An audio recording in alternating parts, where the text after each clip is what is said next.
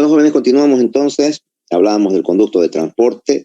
Habíamos dicho que la faringe es lo que está por detrás de la cavidad bucal y se divide en dos partes. Uno que es la nasofaringe, que es la que está más en contacto con la parte nasal, y otra la orofaringe, que es la que continúa en la parte de la boca. Y tiene como característica de que esta área tiene tejido linfoide. Les he dicho, el tejido linfoide es un tejido que contiene linfocitos y los linfocitos son los que reconocen a las bacterias o los virus para fabricar anticuerpos o para destruirlos. Entonces están ahí en la puertita, en la entrada del tubo digestivo, los centinelas que están cuidando para detectar las primeras bacterias o virus que ingresen. El esófago tiene también una capa muscular de la mucosa en la parte interior y sobre todo es un epitelio plano. Este esófago tiene glándulas mucosas, nervios, vasos sanguíneos y además tiene una característica de que este esófago, vamos a dibujarlo aquí el esófago, este tercio superior es músculo estriado, o sea, voluntario. En cambio, estos dos tercios inferiores es músculo liso. Esta parte superior es porque es estriado, es voluntario. A veces cuando quieren ustedes tragar una tableta, una cápsula, están por tragar y se cierra aquí, porque eso vos puedes hacerlo, cerrar.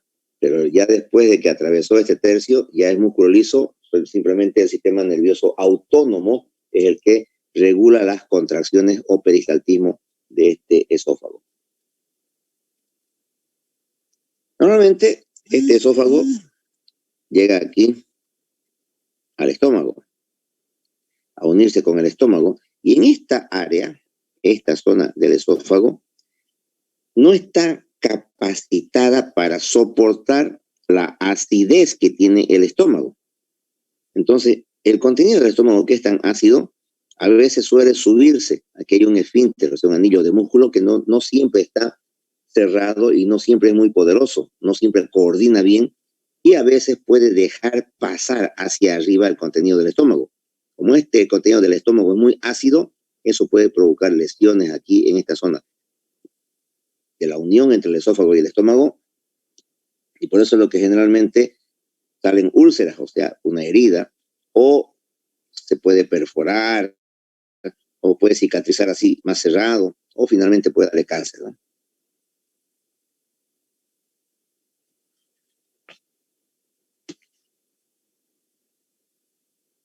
Digamos.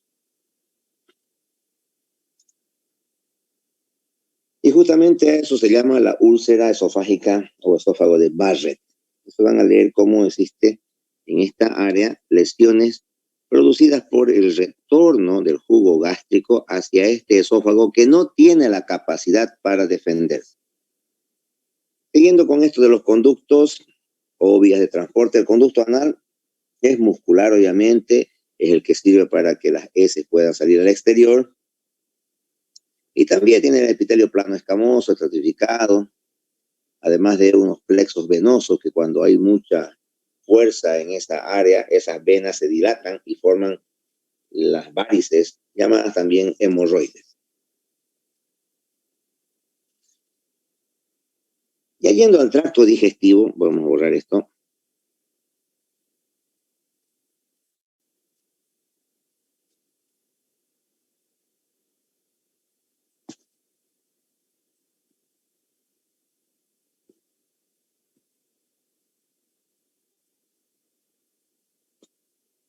En el tracto digestivo van a ocurrir, van a suceder los procesos, como hemos dicho, del desdoblamiento de los alimentos. Esta digestión o desdoblamiento de los alimentos se inicia ya desde la boca. Ahí empieza a haber acción de las enzimas. Por ejemplo, hay la saliva tiene una enzima que se llama la amilasa salival que empieza a desdoblar los hidratos de carbono. Y eso es lo que descubrieron pues ahí los incas, digamos, ¿no? Descubrieron, mientras en Europa querían descubrir la piedra filosofal, el elixir de la larga vida. Aquí en Sudamérica los incas lo que estaban haciendo era ver cómo divertirse en la fiesta. Y descubrieron que masticando el maíz, esa enzima salival empieza a desdoblar los carbohidratos del maíz, lo vuelve azúcares y lo vuelve alcohol. Y de ahí sale lo que se compra a 10 pesos la jarra en el Rincón Vallegranino, que se llama chicha. Entonces el tracto digestivo estaría formado por el estómago, el intestino delgado, con sus 3 partes, y el intestino grueso. Tiene una particularidad de que este intestino, este tracto digestivo, para que pueda absorber mejor los alimentos, tiene que aumentar su superficie de contacto.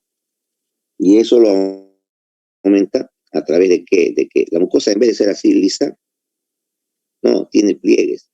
Y al tener pliegues, entonces aumenta mucho más la superficie de contacto entre el alimento y las enzimas que pueden haber, y además entre el alimento y esta mucosa para poder absorberse hacia el interior del vaso sanguíneo o de los vasos linfáticos.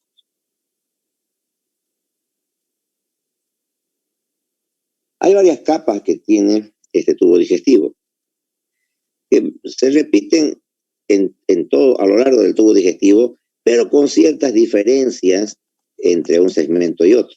O sea, puede en algunos lugares una capa ser más gruesa que en otros lugares. Empezamos viendo una capa, vamos a ver, acá. Si aquí arriba está la mucosa, que hemos dicho que tiene esos pliegues, por debajo está la submucosa. ¿Qué es lo que contiene la submucosa? Vasos, nervios, plexos nerviosos.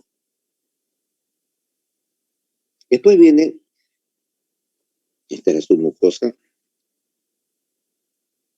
después viene un músculo liso. Músculo liso. Este músculo liso tiene una capa doble.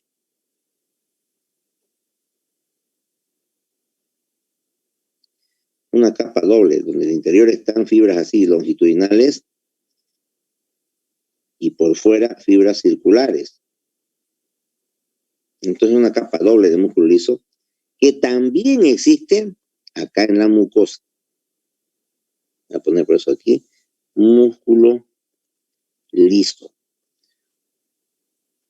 Como es una capa que está en la mucosa, es una capa muscular solamente para darle estos movimientos a la mucosa o que se fabricarle los pliegues. Y como es una capa de músculo liso, y aquí hay otra, por eso se llama capa muscular externa. Borramos y se llama capa muscular externa. ¿Por qué externa? Porque esta muscular de la mucosa es la interna, porque el interior del tubo digestivo está aquí. La mucosa está en contacto con los alimentos y esto es lo demás afuera. Además de eso tenemos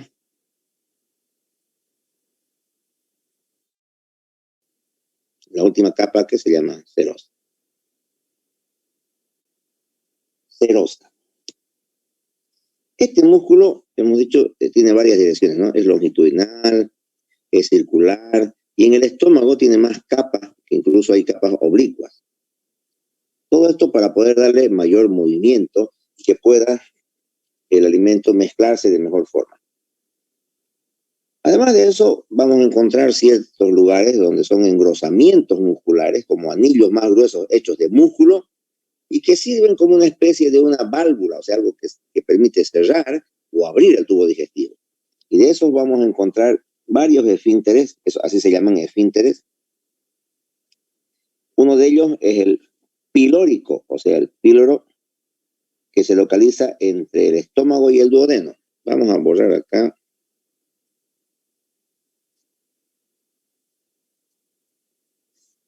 Y si dibujamos desde aquí, desde la boca, vamos a entrar entonces acá. Este es el tubo digestivo. Acá empieza el intestino delgado y se continúa aquí ya con el intestino grueso. Entonces, hay varios esfínteres, como hemos dicho. Uno de ellos, el importante, es el pilórico, entre el estómago y el duodeno. O sea, aquí. Este es el duodeno, este es el duodeno, este es el estómago. Aquí hay un esfínter que se llama esfínter pilórico o píloro. También tenemos el esfínter gastroesofágico. Aquí, gastroesofágico o esófago gástrico, porque está entre el esófago y el estómago. Y la válvula ileocecal. Aquí. Válvula ileocecal, que está en el ilion terminal. Esto es duodeno, este es yeyuno y este es el ilion. La parte terminal del ilion y en el inicio del intestino grueso, que se llama ciego, ahí está esta válvula ileocecal. Y finalmente, el esfínter anal, que hay un esfínter anal interno y un externo.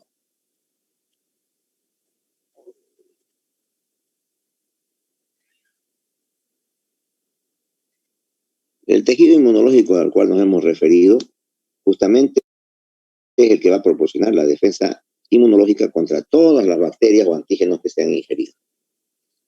Y eso es lo que los protege, ¿no? O sea, cuando se acostumbran a comer comidas contaminadas, ya fabrican bastantes defensas. Entonces, aunque comas después cualquier otra cosa, no te va a dar diarrea. Pero la persona que no está acostumbrada, que no ha formado defensas, que no ha estado comiendo comida contaminada, no tiene defensa.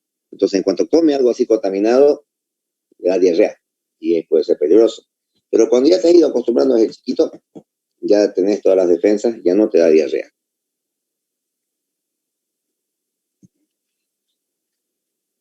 Eso se llama tejido linfoide asociado al tracto digestivo, que tiene sus iniciales GALT. Eso ya lo revisan ustedes en el libro, ¿no?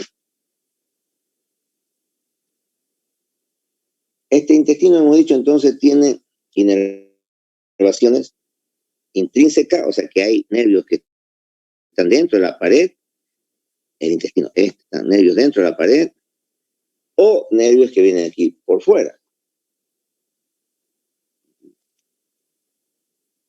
En el estómago, lo que llama la atención es que hay, bueno, 3 capas musculares. Como les había dicho, el estómago tiene 3 capas musculares, una que es así longitudinal, otra que es así circular y otra que es oblicua, para que le pueda permitir mayor movimiento a ese estómago que va a recibir los alimentos parcialmente fragmentados, y aquí va a empezar a haber la primera fragmentación o modificación de los alimentos a través de la acción de los jugos gástricos. Y este estómago va a empezar a contraerse y llevar el alimento así hacia adelante, luego hacia atrás, adelante y atrás, para ir mezclándolo con los jugos digestivos que hay en el estómago, que son bastante potentes, poderosos, ¿no? Que van a desdoblar las carnes que pueden consumir. Entonces este epitelio gástrico segrega por un lado ácido clorhídrico, es el ácido, por un lado. Además de eso, enzimas digestivas.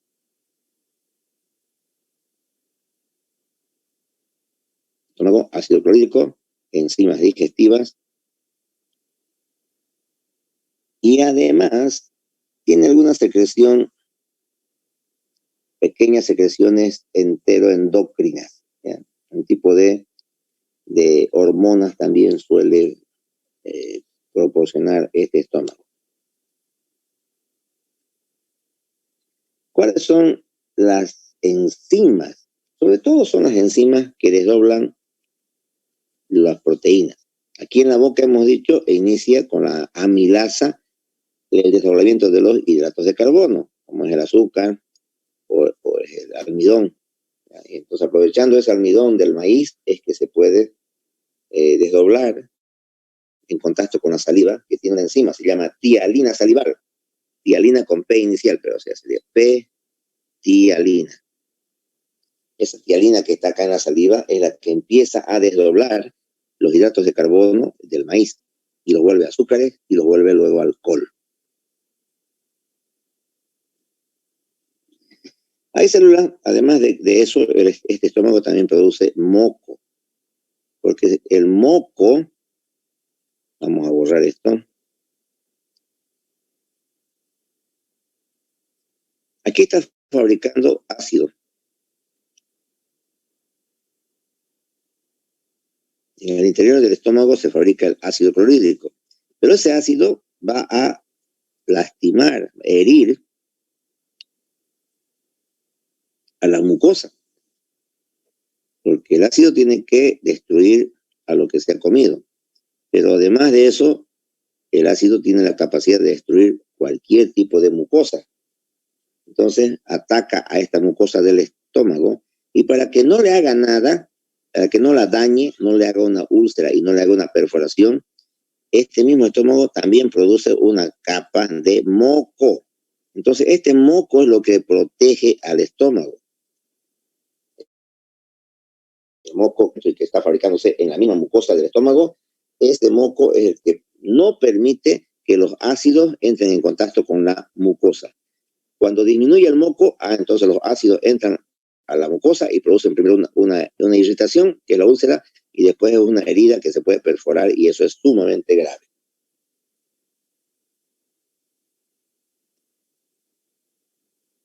Veamos.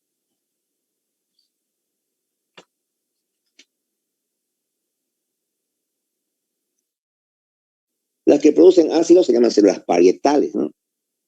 Normalmente la enzima que desdoblan para poder atacar a las proteínas, aquí arriba hemos dicho los hidratos de carbono en la boca. Aquí en el estómago ya lo que hay es el ataque de las proteínas. Voy a borrar un poco, está muy gravateado.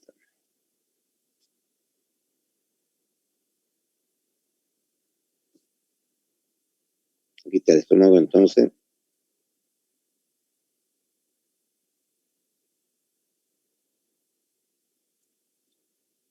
Ya. Por un lado, las células llamadas parietales producen el ácido y por otro lado, las células llamadas principales son las que fabrican la enzima para desdoblar las proteínas. Esa enzima se llama pepsina. ¿Ya? Entonces, entre el ácido clorhídrico y la pepsina son dos sustancias bastante fuertes que van a poder matar a las bacterias que suelen ingresar en la boca cuando los alimentos no están muy higiénicamente preparados. Pero tenemos ahí la defensa. Pepsina con ácido clorhídrico lo destruye. O también la defensa de las capas con inmunoglobulinas o con linfocitos, mejor dicho, el tejido linfoideo.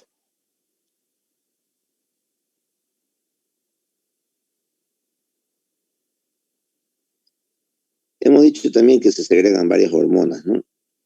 En la parte gástrica. Y eso obviamente con métodos sofisticados de inmunocitoquímica es lo que se va a poder detectar, ¿ya? Qué es lo que está produciendo. Por ejemplo, hay unas hormonas que se llaman gastrina, ¿ya? Y esos tienen efectos sobre el tubo digestivo. Y son hormonas que se fabrican en el estómago.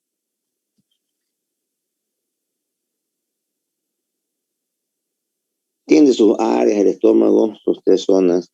Y además de eso, tiene un llamado factor intrínseco. Aquí este estómago, además de la pepsina, además del ácido, 1 es el ácido, 2 es la pepsina, 3 es el moco que produce el estómago. Y 4, María Leaños. ¿Qué dice María Leaños? Buenas noches, doctor. Disculpe que lo corte. En el caso de la salmonelosis, esa bacteria, o sea, ¿cómo es que sobrevive en el En el tracto digestivo, por así decirlo. Generalmente, cuando las bacterias tienen alguna cubierta con grasa, esa grasa es la que las aísla de la acción de estos ácidos, ¿ya? Incluso hay otras cubiertas que son más duras, que ustedes van a llevar en otras materias cuando estén viendo, por ejemplo, los huevos de los parásitos. Hay huevos de los parásitos que se pueden quedar sobre la tierra y no les hace nada ni el sol, ni la lluvia, ni el viento, ni la humedad, ni nada. Sino que esos huevos cuando se los come, ahí recién en el estómago, abren y salen los parásitos, los gusanos. Entonces, de esa forma, generalmente, por tener una cubierta con más capas, o una cubierta más impermeable, o una cubierta con grasa, es que se pueden defender de la acción de estos jugos digestivos, como es el ácido clorhídrico y la pepsina. Y además también depende de la cantidad.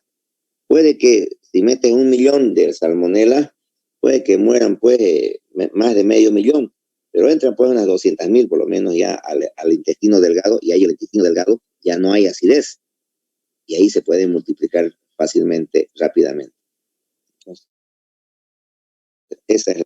entonces el estómago, hemos dicho, tiene 3 capas. La mucosa también tiene una división en cardias, cuerpo y píloro. Hay producción de las células parietales que nos van a producir ácido, y por otro lado una sustancia que se llama factor intrínseco de Castle le pueden aumentar. Vamos a retroceder aquí. El estómago entonces nos va a dar el ácido clorhídrico, la pepsina, pero las células que producen ácido también producen, voy a borrar aquí un poco, el factor intrínseco de Castle, que es una sustancia que permite, vamos a esquematizar de nuevo,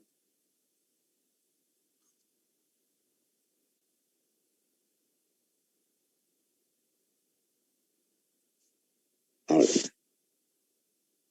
factor intrínseco de Castle.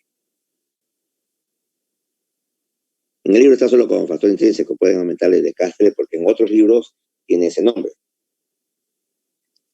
Entonces, ¿qué ocurre en el estómago? El estómago nosotros lo esquematizamos aquí, y acá sigue su intestino delgado. Este es su esfínter, este otro es el píloro, este es el esfínter gastroesofágico. Entonces, aquí tenemos el factor intrínseco de Castle, que permite que a la vitamina B, al complejo B, que sirve para fabricar glóbulos rojos,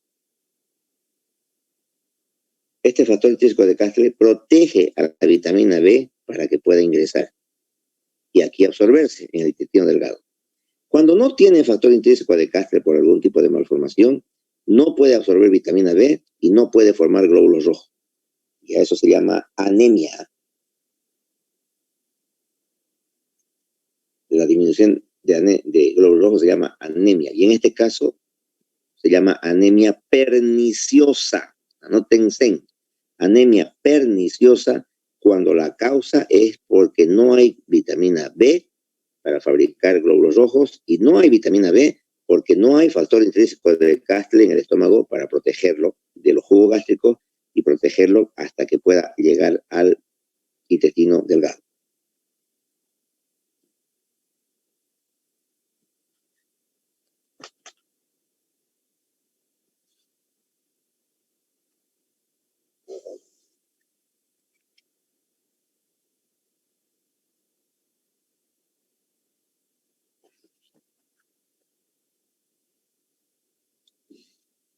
Las úlceras ya hemos dicho entonces que es la acción corrosiva del ácido sobre la mucosa cuando no hay un moco que la proteja. Luego pasamos al intestino delgado, y el intestino delgado entonces es el que tiene la característica de que ha sufrido varias modificaciones justamente para aumentar la superficie de su mucosa y permita absorber mayor cantidad de alimentos. Por eso es que este intestino delgado tiene pliegues, y este es el intestino, la superficie, la mucosa tiene pliegues, bastantes pliegues que le van a aumentar mucho su superficie. Y además de eso, este intestino delgado tiene acá en su pared unas células que se llaman enterocitos. Entero quiere decir intestino. Cito es célula. Entonces, estos enterocitos generalmente producen la absorción de los nutrientes y además producen enzimas digestivas para terminar el desdoblamiento. Y las enzimas tienen su nombre característico que termina con asa. Por ejemplo, para las proteínas se llaman proteasas para destruir las proteínas, ¿ya? Para los lípidos, las lipasas. Para los monosacáridos o carbohidratos, las monosacaridasas. Y así tienen sus nombres específicos, que también el enterocito produce un grupo de esas enzimas para terminar el último paso del desdoblamiento o digestión de los alimentos.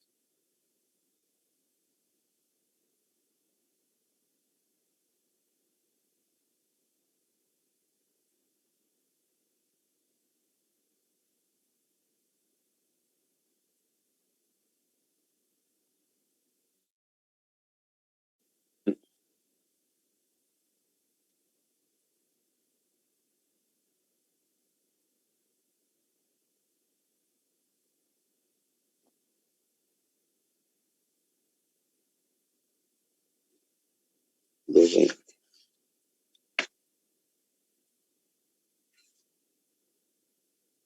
15.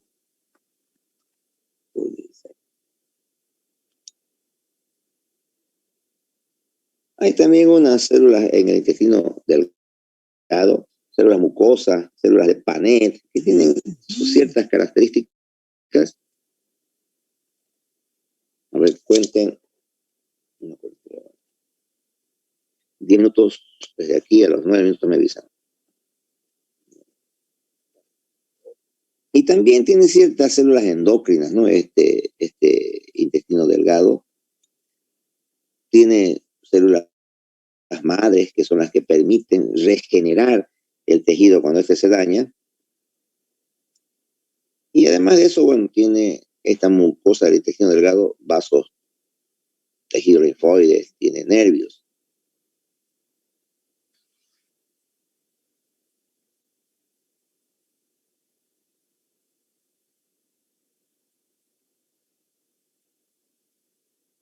Luego viene el páncreas.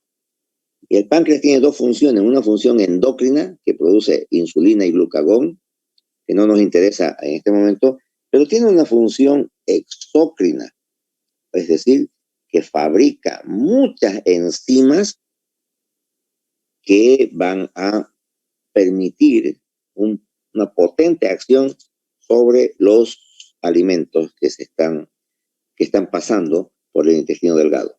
El páncreas tiene enzimas para digerir tanto las proteínas como las grasas y los carbohidratos. Se tiene para todo.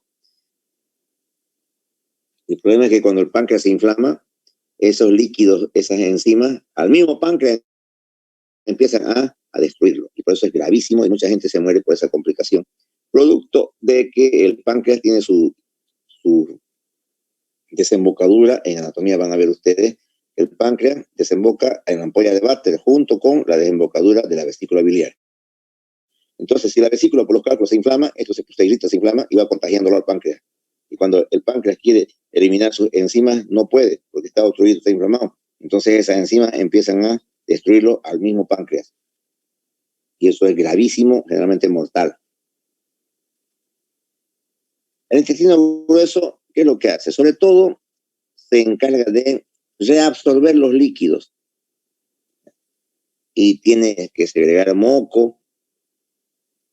Y esas dos son las funciones importantes. Segrega moco para que las heces fecales que se están secando porque el intestino grueso reabsorbe líquido, entonces para que no se seque y pueda continuar en su salida hacia el exterior, es que el intestino grueso también fabrica moco.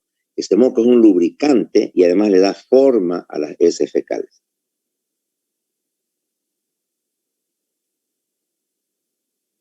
Vamos a ver.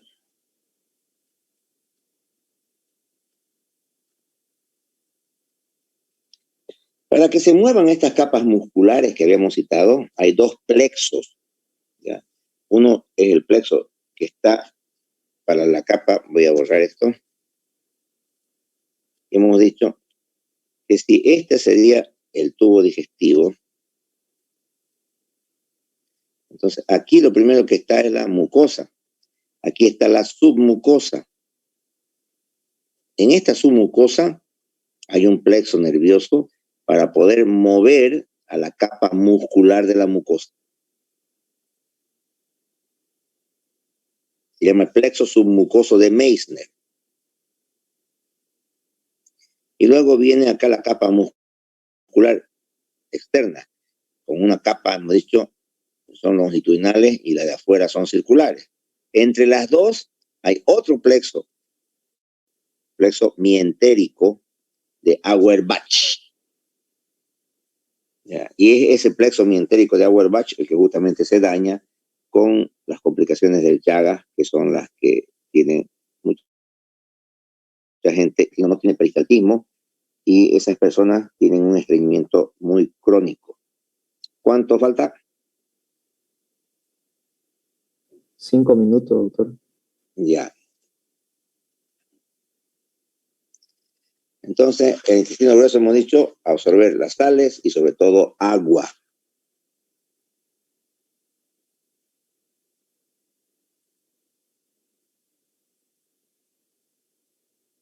Y el apéndice tiene una estructura casi como el intestino grueso, ¿ya? Y mucho tejido linfoideo.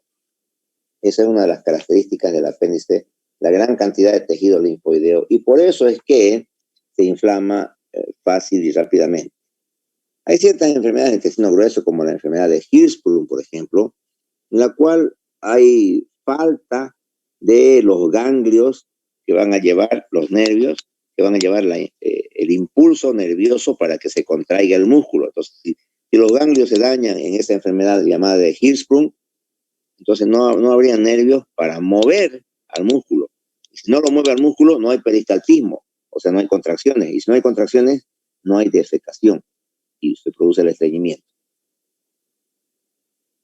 Además de eso, bueno, los problemas ulcerosos que hemos dicho, por el hecho de que la mucosa es delicada y si viene contenido ácido, la va a destruir.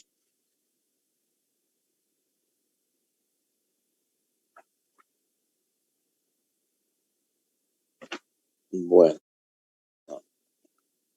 voy a ir viendo los temas que ya hemos avanzado, quizás podamos dar ya un segundo examen parcial y luego al final. No creo que demos 3 exámenes porque ya estamos en diciembre y creo que de lo que tenía que terminar en marzo, parece que se va a adelantar la finalización de esta gestión hasta el 31 de diciembre. Eso traten de averiguar ustedes y me avisan o mandan ahí al grupo la comunicación que indica el calendario académico oficial. Les reitero, al comienzo se decía que era hasta marzo, pero creo que ahora ya están diciendo que solamente hasta diciembre y comienzo de enero. Les encargo entonces que busquen esa información y la pasan al grupo para que la tengamos todos. ¿Tienen alguna pregunta?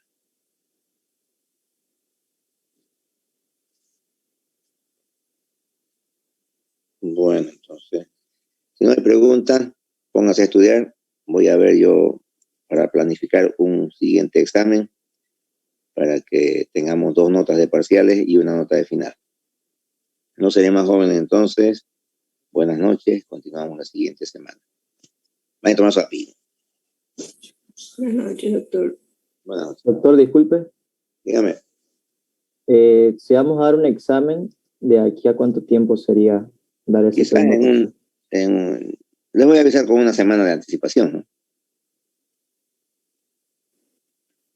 Está bien, Para doctor, que puedan prepararse. Voy a ver cuáles son los temas que ya hemos avanzado para que podamos ya fabricar un examen y subirlo otra vez a la plataforma.